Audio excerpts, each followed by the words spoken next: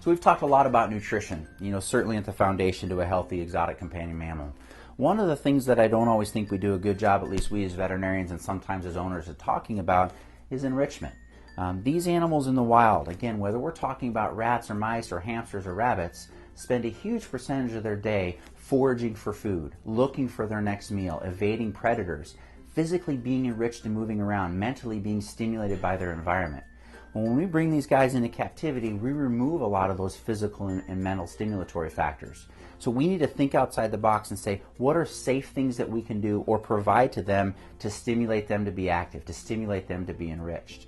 Good examples would be things that are not only nutritionally correct, 100% Timothy hay, but again also safe. No wire or no string, nothing that's going to damage that animal if they are to chew on it. We want to think about the specific animal, and with rabbits, thinking about Timothy twists. But even with rats and mice, hamsters and gerbils, small things like a Timothy hideout, something they can climb into and burrow into or push around their enclosure, is great physical, nutritional, and even mental enrichment.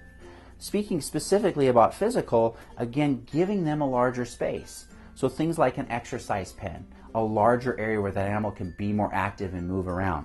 Putting things in there like Timothy Club, Timothy hay-based items, or even appropriate wood blocks, or even appropriate hard plastic chew toys that they can push around, they can manipulate, and they can play with, is going to stimulate them to be active. It's going to stimulate them to explore.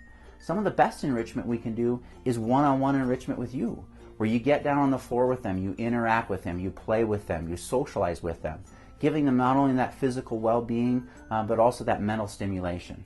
Taking the time and consideration to invest a little bit of money and effort in thinking of ways to physically and mentally enrich your rabbit, your guinea pig, your chinchilla can go a long, long way for providing them a long, quality life.